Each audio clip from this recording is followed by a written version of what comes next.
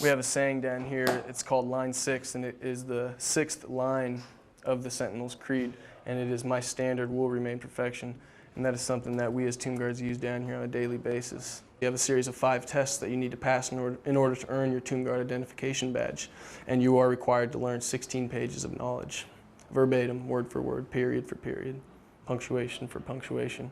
Blouse, please. Specialist Anthony here is in training, and he is responsible for blousing up the soldiers, getting them ready to go out the door. So what he's doing right now is he's pulling back all this fabric we have in the back of the overcoat here. He's pinching it, and he's going to pull it all back, just like so, and he's going to fold it inwards.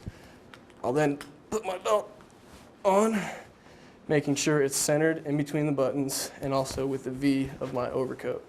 He's going to make sure that my keepers are 2 inches from the belt buckle, and he will also make sure that the bottom of my pant legs are even with the bottom. We don't want them too high and we don't want them too low. Everything with the uniform is in detail, everything from top to bottom, everything about a Tomb Guard is in detail. This is where we go and rouge up all of our metal pieces and all the pieces of our uniform. And we'll take our metal pieces and then we'll rouge away. The first thing that I'll do is when I come in the morning is I'll take out my uniform, and what I'll do is I'll go over the measurements of my blouse again. Everything has to be precise and perfect. And then what we'll do after we finish measuring is we'll go over our whole uniform with tape.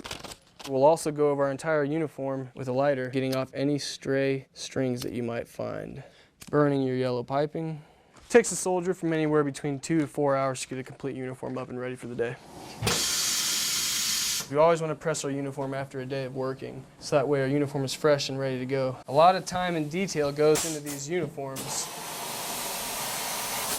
We'll spend about 4 to 5 hours shining our shoes. So that's about 2.5 hours on each shoe. And once we think it's good enough and shined, we shine it again, and we shine it again, and we shine it again. Like a lot of Tomb Guards down here say, you can never shine shoes enough. We have a 5-day work set where we work 24 hours on, and then we get 24 hours off. So we'll do that for 5 days, but then we'll have a 4-day off where we get those 4 days off to recuperate. Right. Hey. There's not really words that can describe walking the mat. I've done a few good things in my life, but I say that walking the mat is probably the best thing I've done because I'm a very patriotic person, and to walk the tomb is something that I will never regret, and I can only hope that other soldiers can feel the same way as I do. It's an honor every time I step out in the plaza.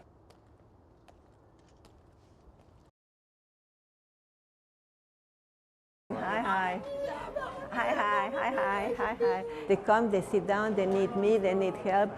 I show them, they show each other, they show me. We all work together, we help each other. I would maybe fix the face a little bit here. I feel like I'm escaping mentally. Art just takes me out. She's great. She's patient, she's caring, she's sharing, and she gives a lot to this program.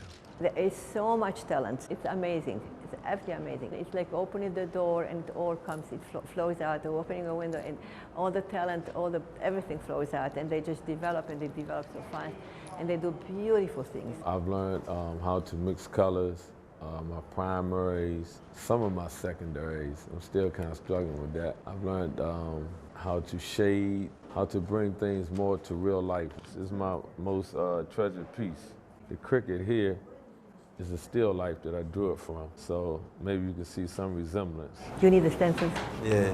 Art has the power of healing the soul, the body, the mind, everything. It takes you away, you become creative, you create beautiful things or funny things or ugly things. Every time it's a new experience, and every time it's a learning experience, and every time it's a freedom. Every week I look forward to it. This is like a vacation. Actually working on a card for my daughter's mom. We're working on our 2nd child. So just to show that I'm happy for her, and I hope she makes it through okay. Mia is like a mom, a great mom. Oh, we have a beautiful relationship. She's like a mother. See you later. Okay, see you later. Yeah, okay.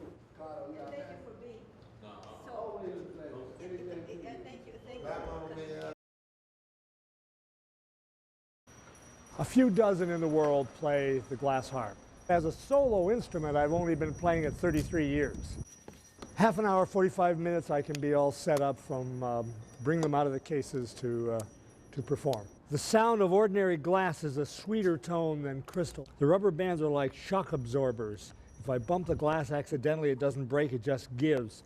These are my finger bowls, and that's what I dip my hands in before I play. Everything is distilled water. I do a rough tuning and a fine tuning. I have a half a dozen glasses right now that are perfectly tuned without water, and I use those according to A440 tuning, and I use those to tune the rest by ear. Precise tuning. Just wiping them off. A little sharp. Middle C is right here. I got these at Pier 1. When I found out Mozart had written for glass, I knew I had to do it. It took me 1 year and 28 glasses to learn the first piece. I started with these 8 glasses in the key of F. And I could play 4 glasses at once.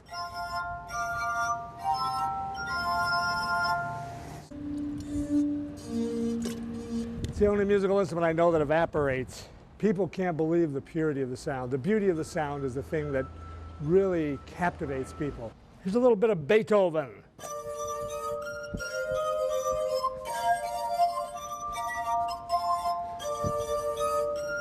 This is something new of Mozart's, and really is quite remarkable. There are only about 3 or 4 of us in the world that play it on glass.